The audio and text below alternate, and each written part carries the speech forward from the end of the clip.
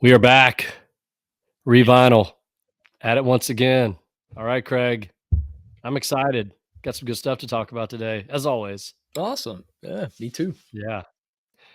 This microphone looks massive. I don't think it's it's not nearly as big, but the way it sits in the corner here, Mine, when I'm you on can video like see this, as I I go, whoa. gradually lift it up, it hides in the Yeah. shadows. Yeah. Yeah. I need yours is lurking in the shadows. For those that don't know, too, Let's we have the see. same mic, so it's not like one's bigger Yeah. than not to Yeah, that's compare right. size, but you know.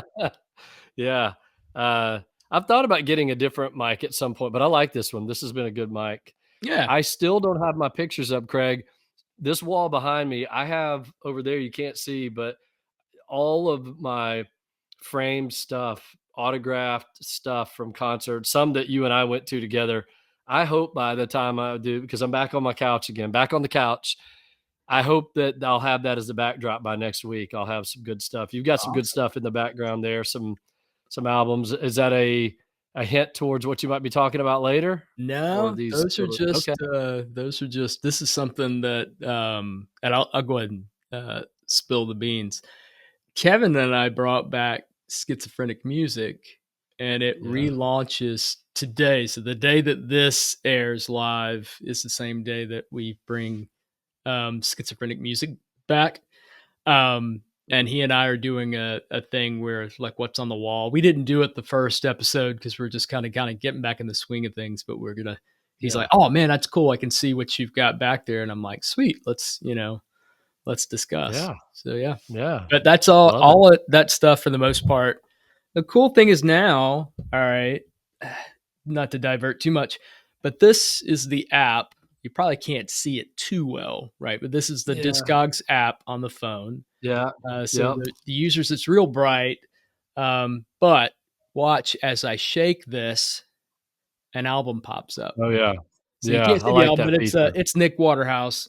That's how, and this is just in my collection. That's how I know what to go here. So the bottom one is next up. That's what's playing Okay. currently. The one's on deck, and this is in the batter's box, basically. So All you know, right. Motorist, Little Walter, and then Urge Overkill. And that Okay. Little Oh Walter, yeah. by the way, you got from me. That's that white label one of the white Yeah. label promos you got me. Yeah. Up in Nashville at Grimey's. Yeah. Man, that was a great day. I was going through there and just I've talked to the owner and he said that someone that had worked for a record label just brought in a bunch of their stuff. There was country, blues, mostly country and blues. I bought a bunch of country white label promos. I found that one for you. That was a good day. That was a Yeah, man. really good day. Very reasonable Fun day prices going for through. white labels too, you know? Grimey's is a great record store for anyone who's It ever in is. Nashville. It's Yep. a great and their customer service is really awesome too. All right, well, let's jump in. We'll Yeah, jump in and get started. I'll cool. talk about my album first. I wanted to do something. So I told you I recently read the book Brothers by Alex Van Halen. Really good book, by the way. And Yep. the thing I liked about the book, and I mentioned this before, is he starts it off by basically saying, so much has been written about Eddie, but I'm the only one that knows the full story. And he's right. I mean, he's the one, he was there from the Absolutely. beginning. And 2 years, basically 2 years older than Eddie. Of course, he calls him Ed, right? That's cool. Alex did not call Eddie Van Halen Eddie. He called him Ed, and Right. that's how he refers to him through the book. He also refers to Michael Anthony as Mikey, although he doesn't talk a lot about Michael Anthony. It's interesting. He talks about David Lee Roth a lot. Doesn't Yeah. talk much. It's pretty contentious towards the end. And actually the book ends, and I don't even know, he rarely mentions Sammy in the book at Hmm. all. That's probably not a surprise to anyone that follows Van Halen and sort of the way things have gone through the years, but he doesn't talk about Sammy other than to say early on when Van Halen first got their recording contract, Ted Templeman, the producer, came in and he didn't like David Lee Roth's vocals. And he Wow. suggested another singer from another hard rock band. This was in what, 77 maybe? Mhm. There's a guy named Sammy Hagar from Montrose. Yeah. That's Interesting. who he suggested back in 1977 to be the lead singer for Van Halen. And then Wow. whatever, 10 years later, it happened.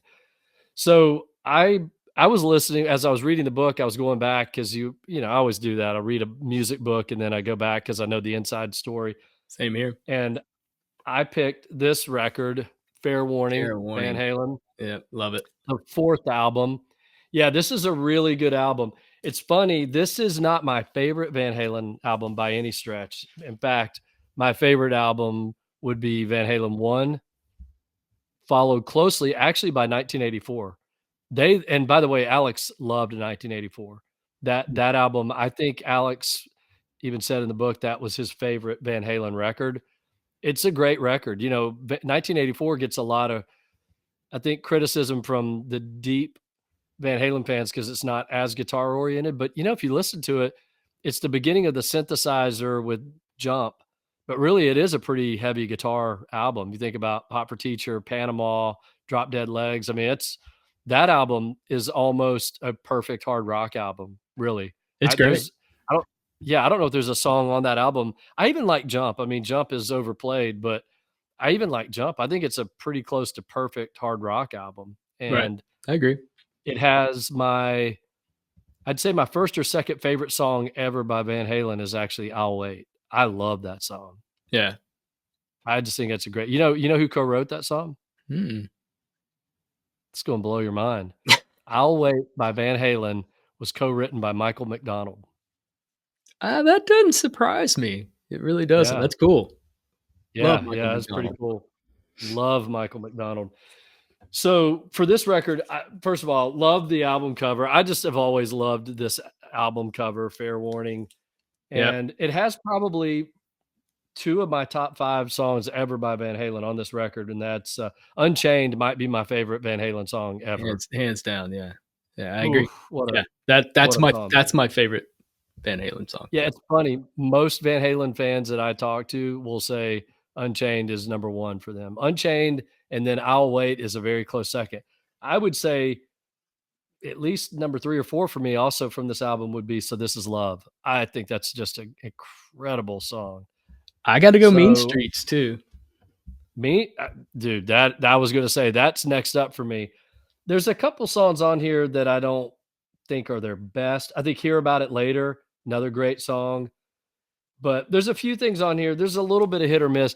The next album for me, Diver Down, was the weakest album of the David Lee Roth era. And Agreed. and I think even Van Halen the band would admit that. And the backstory to that was they wanted to do a single, and they did Pretty Woman cover, and they wanted to do a single, and then the record label that was going really well, so they said, "No, let's get an album out right now." They didn't have any material ready. If you look back on the Diver Down record, it's a Yeah. lot of cover stuff because Oh, you yeah. have Dancing Right. in the Street, just not my favorite Van Halen song at Right. all. Yeah. There's a couple of covers on there. It's a mixed bag of stuff. Little Guitars is great. There's not a lot on the Diver Down album I love. So to me, this is one of my favorite. Fair Warning is one of my favorite Van Halen albums. It's so strong. I can listen to this front to back anytime. They definitely started to experiment more. Yeah, I think that's what That's I the like. first time they probably used any synthesizer whatsoever is Right. actually on that record. But love that record. Love Van Halen's catalog. And quite frankly, I love the first couple of Sammy Hagar, as a lot of people call it, Van Hagar albums. I think 5150 is a great album. Yep. OU812 kind of lost me after that. I just wasn't, for Unlawful Carnal Knowledge, it's kind of where I stepped off. Yeah. But man, what a catalog, though. I saw him on that tour, so I'm partial with that. I think the use of the power tools on Pound Cake was pretty awesome. But yeah, it's Pretty not as awesome. strong as I loved 5150 and OU812. Oh, I thought they were great. I thought I'm not gonna put it up there with ACDC and the loss of Bon Scott moving to Brian Johnson. I'm not gonna put it up there, but I feel like they did a really good job as a replacement. yeah.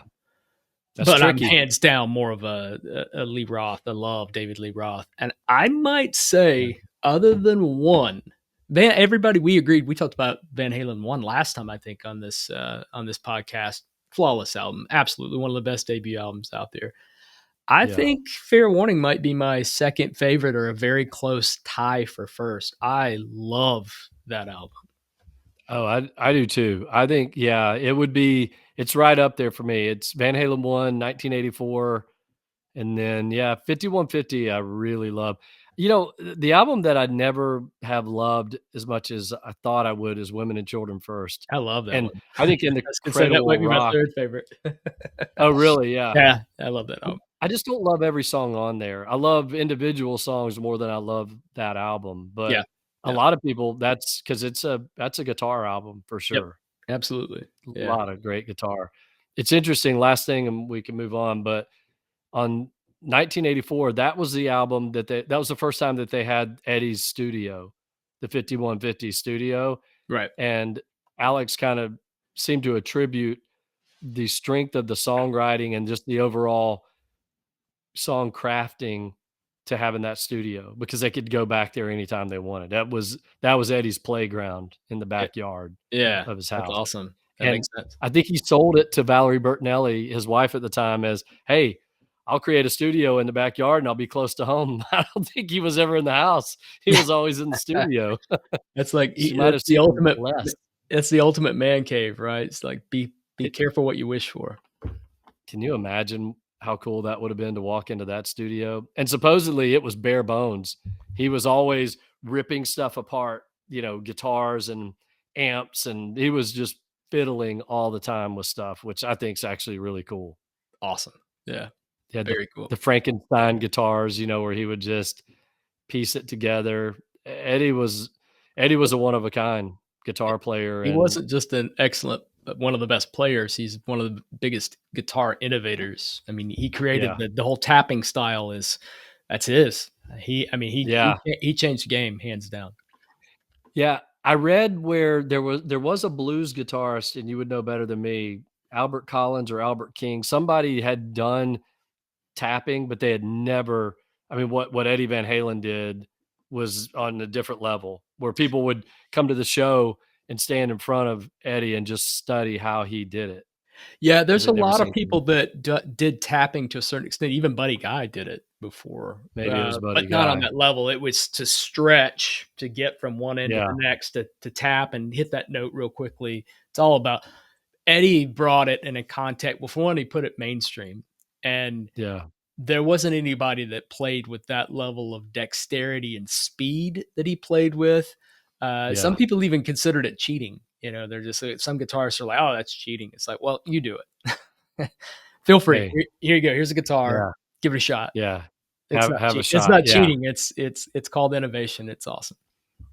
Speaking of that, real quickly before we move on, I went to an interesting concert the other night. I had never been to. I don't know if I've even talked to you about this, but I went to see uh, Sitar, Anushka Shankar, Yeah, you told me you went. Robbie's daughter. Yeah. Yep. Incredible. I mean, and you look at that sitar, and it's a massive instrument. It's just she's an amazing performer, amazing player. And then she had a band with her. She had a stand-up bass player, upright bass, a drummer with the full kit, and then a guy on electric piano. And it was just awesome. I loved it. I would absolutely go see her again Awesome. anytime. It Very was cool. really cool. Okay, last thing I'm going to do on Van Halen here is I am going to quiz you, and I got to get my glasses out so I can read. Do you want to take a stab at how many top 10 hits Van Halen had? So, how many charting top 10 hits? And I'm going to give you an over under of 4.5 top 10 hits. And this is both Van Halen with Sammy and with David Lee, Yes, right? that's right. Um, surprisingly enough, I'm gonna go over, and I'm actually gonna throw an addition to it that the top 10 hits were more Sammys than they were David Lee Roth. Well, you'd be wrong and right. So they actually only had 3 top 10 hits. I was shocked by that. I would have Mhm. guessed more. Figured when you go in so low, that made sense. Yep. Yeah. Yeah. Jump was their first top 10 hit. Okay, well, That that was says it number all right 1. there. Yeah, yep. Yeah. And then Why Can't This Be Love hit number 3. And And then then Right When It's Now. Love. No, When Oh, It's Love was number 5. interesting. Would have Well, thought for and sure here's a Right funny thing. Right Now didn't even crack the top 40, dude. Wow. It It peaked at number 55. How do these bands, it's crazy to think how jumbled up the charts were. Go back and think Yeah, like in the 70s, 80s, and 90s, early 90s, how much was played on the radio to think that right now, which was a huge song, it was played in commercials, yeah, didn't even crack the top 40. That shows you yeah. how much material, I won't say good because there's a lot of stuff that charted that was just absolute garbage, but that's Yep. how much music was out on the radio. It's just so different now than it was back then. Because to Yeah, think that all of those early hits, Everybody Wants Some and Hot for Teacher, and just all those amazing songs that they released that got radio play, that had videos, the fact that those yep. didn't crack the top 10 is crazy because Van Halen has to be one of the most successful bands of all time, right? Right. Yeah, for album or overall record sales. Yeah, speaking of Hot for Teacher, also not a top 40 hit. It peaked at 56. That blows my mind. That That song was video all is over. that video, other than Jump, has to be their most popular video, right? Yeah. Has to Yeah, be. I would think so. All right.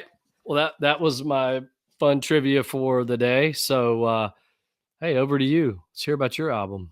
Well, mine is not nearly well known, and I teased to this. We weren't able to bring anything to you last Friday, so we apologize for that. But we teased in the last podcast about this being something that was introduced by a fellow friend of ours. It was Kevin, of course. It's always Kevin. But the little ratchet thrown into this, the album that I ordered, the guy didn't have. And so he's like, "Hey, I'm so sorry. I have it on black vinyl, but I don't have it on that limited color vinyl. I can give you a discount." I was like, no, I'll wait. I'll get the other one." So he gave me, so I had to pivot, and I pivoted to something else. But this is definitely another album that I want to talk about. This is jazz, but it's coming from a source that's not really known for jazz, but I think they will. And that's Coal Mine Records. This is Okonski. Oh yeah. Um, this is a piano trio. This is Steve Okonski is the piano player, so the band goes by Okonski. Michael Montgomery on bass, and Aaron Fraser, who you know, Oh yeah. on drums from Duran Jones and the Indication, and then he has a couple solo records. Very very talented musicianship here. Just overall, it's to me in the world of jazz, I've really been getting more into piano lately, and especially Yeah. piano trios. It's very soothing, but it still has that improvisation that I like so much. Yeah. But I would say if you're trying to dip your toes into the jazz realm, and maybe brass is something that's a little off putting to you, so a saxophone or trumpet might be a little too jarring. Because for some people, I Yeah. think it is. They're just not accustomed to Yeah. that. This is a good place to start. This is something that I highly doubt that your wife would not appreciate this. You could play this at Yep. night. It's amazing. It's emotional. It's a very, very, every time I listen to it, I get chills. It's just beautiful. It's absolutely beautiful. It's everything's well placed. And what I like about piano trios in particular, like you think about what Vince Guaraldi did, what um, Bill Evans was, God, the master. That guy could just do Yeah. solo piano, and just the space that you get in between each note, that silence, that separation just speaks volumes because then you're just hanging on, waiting for that next note to hit. I'm Yeah. telling you, the other album I was going to feature and this album are the only two albums I can think of. And Kevin and I were talking about this in the last podcast about the other album. There's no way this is not my top five at the end of the year. And I know it's only Okay. when we're not even into April 3 yet. months in. Yeah, Yeah. there's no way it's not my top five. And same thing. This is their second album. Their first one was just called Okonski, I think. Apologize if that's not correct, but their first album, I think it was number 2 or number 3 for me when it was released.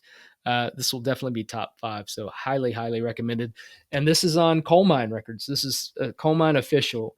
So they've got other subsidiaries that do blues. They've got Karma Chief. They've got now Chiefdom, which does some really interesting stuff for one particular artist. I just think what Coal Mine's doing is awesome, and the fact that they're kind of have started to step into the jazz realm, I'm all Yeah. over it. You and I both love Coal Mine, love almost everything that they do. I've slept on the Okonski thing. You've talked about it before, but I haven't. But I got to go listen to it now. I like some of that, the piano stuff, the Yeah. McCoy Tyner way back in the day. Yep. Of course, legendary player Keith Jarrett. I think Keith Jarrett is probably one of my favorite jazz artists overall, and I Yep. love his piano work. Yep. And Absolutely. you know, you're a Bill Evans fan, right? Love Bill. Love Bill Yeah, Evans. And I tell you that yeah. an underrated player, and it's not just the Charlie Brown and Peanut stuff, but Vince Guaraldi, Oh my gosh. breathtakingly good. Oscar Peterson's another one, and I've been listening to Oscar for years, but I have probably over the last 5-6 years I picked up a Vince Guaraldi album that wasn't Peanuts themed, and it's still he. I mean, the thing is, I listened to a Charlie Brown album the other day. It's just beautiful music. If you set aside, you can make that correlation when you watch Charlie Brown Christmas or the Thanksgiving special or all that stuff, and you can see the scenes and it. That's what makes him so brilliant. But piano is just such a unique instrument. I love piano because there's stuff that you can do. There's stuff that I've wanted to write and a style of music that I've wanted to depict or evoke. I can't do it because I don't play piano. Yeah, Piano is just an right. instrument that I can do enough on the guitar, but there's certain things that's just like I can't I can't make that sound. Piano's just amazing. I agree. I love bands that are able to do it in the right way, whether it's Yep. some of my favorite Allman Brothers stuff actually was post Dwayne Allman when they moved to more of a guitar piano driven when they had Chuck Leavell.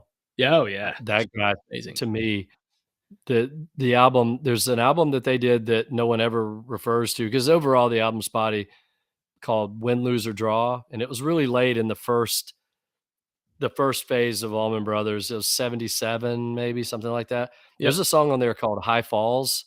Mhm. If you don't know that song, it's an instrumental. That's one of my favorite Allman Brothers songs, and it's all because of Chuck's piano playing.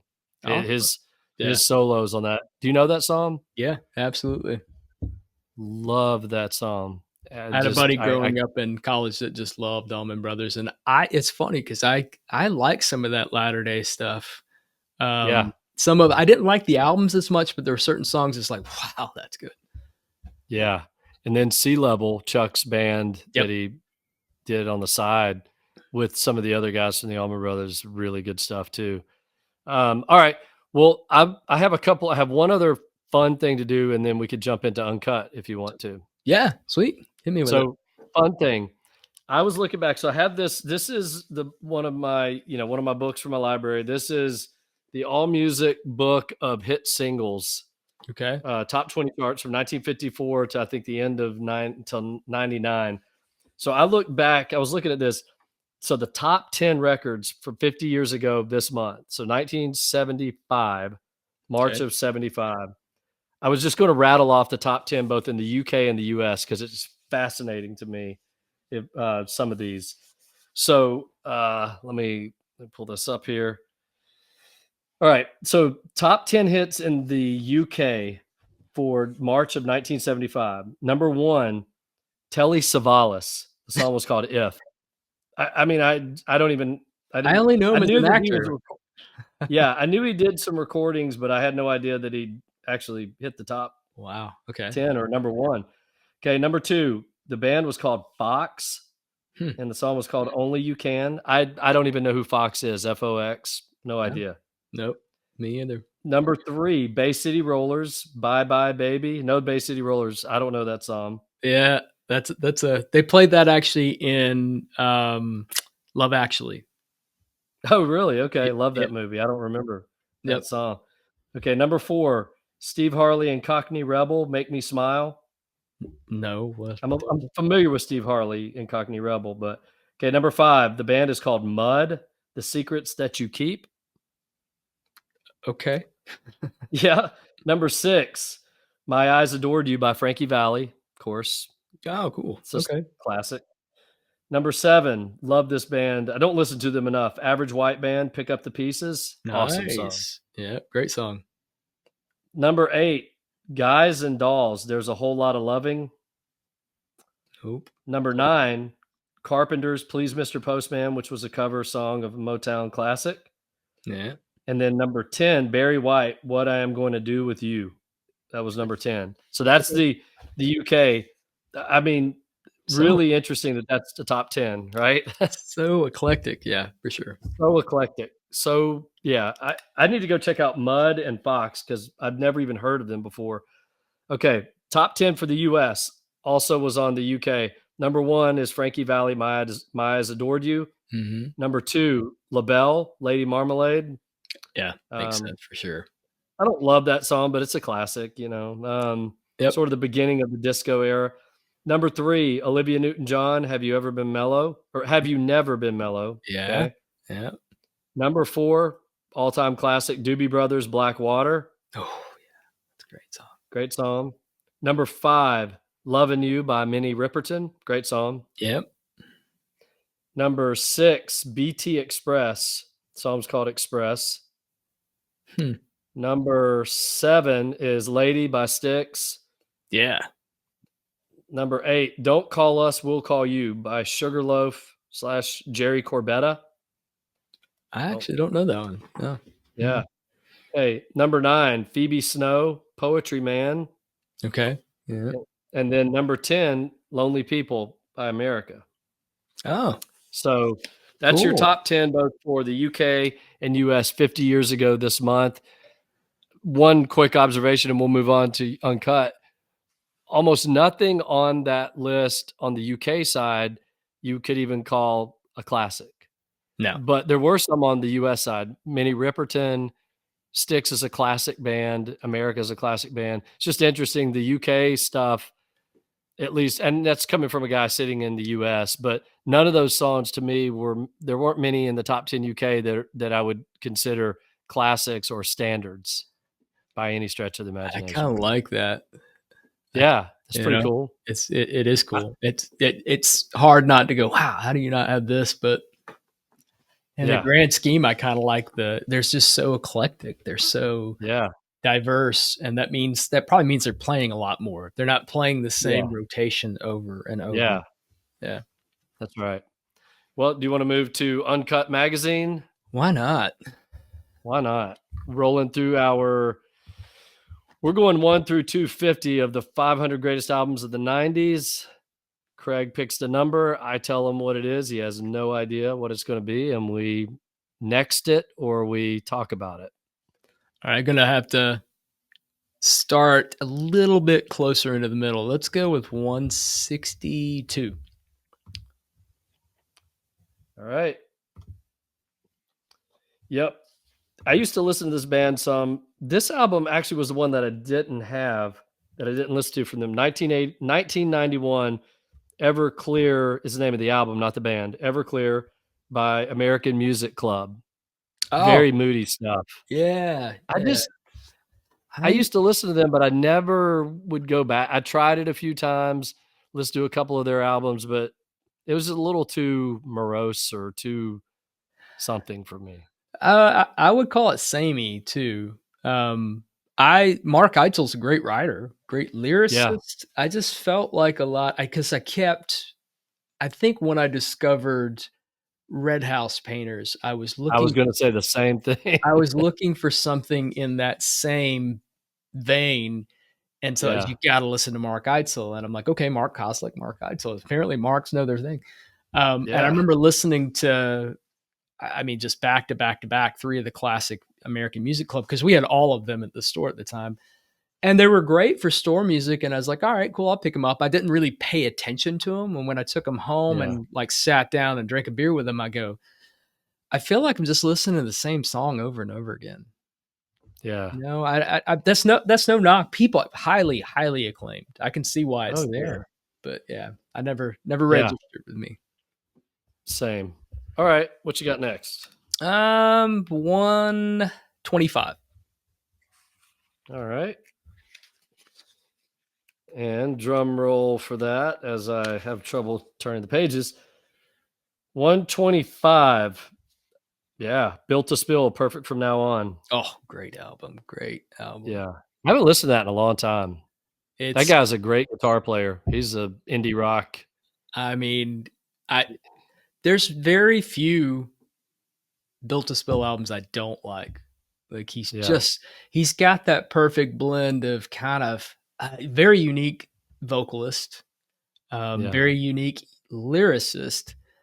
I I think he's just an incredible guitarist. What I like about it is because he rocks, and he plays the guitar differently. I think as a vocalist, that makes sense.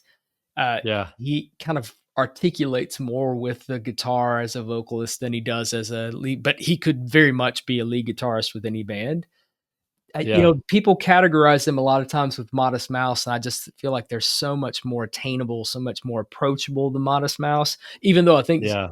I think what's his name, Isaac Brock I Yeah. think he's another great lyricist. I just don't relate to their music as well.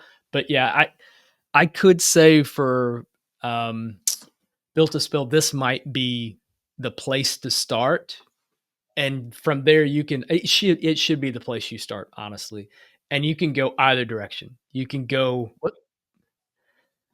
when is that 90 what 96 97. 97 okay, Yeah. yeah, Yeah.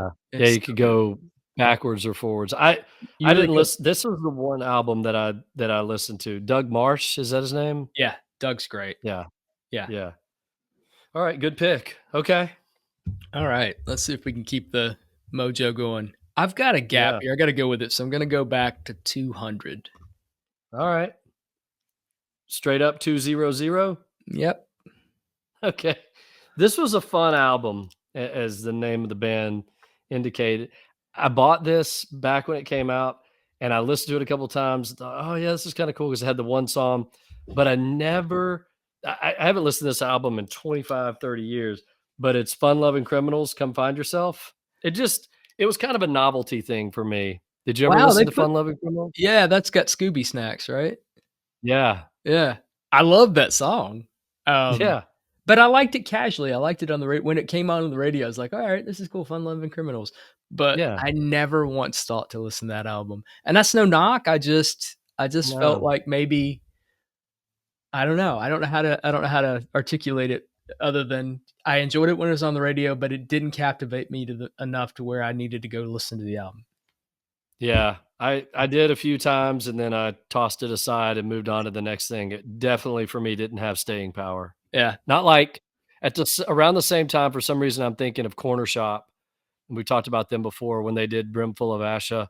Yeah. That album to me had a lot more staying power. Yeah, yeah. Not that they're even exactly alike, but they were kind of both fun radio songs that came out. I went and bought both of those because of the single that was on the radio. Yep. But Corner Shop I listened to a lot.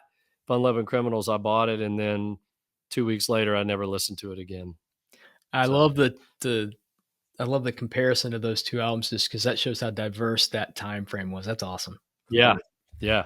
That's awesome. All right, So we got 2 more. two more. What about? Let me see where I've got it. We're about 76. That's so weird. I was staring at it when you did it.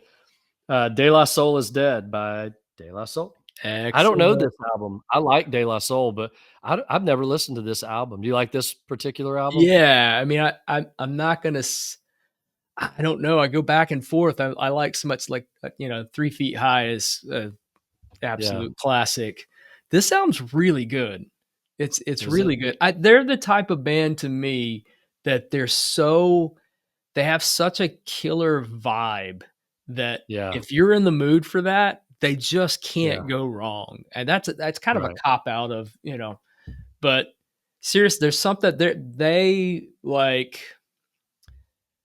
There's other bands that I would put maybe not compare to them sound, but like PM Dawn. If you like Yeah, PM Dawn's vibe, then they just know how to nail that vibe. Um, right. what I love about De La Soul is I don't know how to categorize that type of hip hop. It's organic. It's more freeform. It's certainly not rough. It's the Yeah, furthest thing from gangster rap, right? It's more right. It was fun. conscious Yeah. hip hop. Is that what they call it? Yeah. Yeah, socially conscious, maybe a little psychedelic, Yeah, more definitely. so than your standard rap or hip hop from that time period, because I listen to De La Soul, and I don't really think of them as a hip hop. It's hard. I don't really I mean, they are, but I don't think of them in that same vein, obviously, that I would like Eazy-E or Dre or I somebody. think they could tour. They're the kind of band that could tour with like Tribe Called Quest and Roots, but I Yeah. don't feel like they're quite as edgy, or not even Yeah. edgy. I just don't think they're quite as ready to push buttons. There's a little bit more of a just a vibe to them, and I don't Yeah. wanna that's not to understate what they do. I love them, and I always have, Yeah. and this is coming from somebody that wasn't a huge hip hop guy, but the hip hop stuff I liked was just was unique. And they, to me, were very unique and universal. I think a little bit of Yep. everybody could love them. They could have opened for Stereolab on Yep. a tour, or vice versa. Stereolab could open for them, but they could open for Pearl Jam and it wouldn't have been completely out of place. It was No. just Yeah. That's what it I love whereas about if you put Snoop Dogg opening for Pearl Jam, it'd be a little bit more it. off cycle, but De La Soul could kinda fit into a lot of different places. Yeah, I Yep. like that. Alright, last one. Last one. Make it a big hit. Let's make this one a splash. All right, let's go with 90. 90. I always try to anticipate where you're gonna go, so I start to cheat one way or the other. I cheated the wrong way. Okay, I know this band. I swear I don't know a single song by them, and it's self-titled album, Tender Sticks. Oh, yeah. Did you ever listen to Tender Sticks? I did. I had a so there was one called Curtains. They had an album called Curtains. This went Okay. into the phase of like listening to you would compare Tender Sticks very much to kind of Jarvis Cocker kind of a vibe, very Okay. deep voice, very film noir, very dark, mysterious. They're telling a story.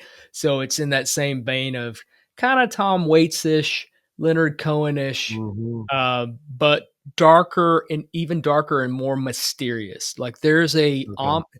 I don't even know if ominous, but it's film noir. It really is. There's just this mysterious vibe going throughout.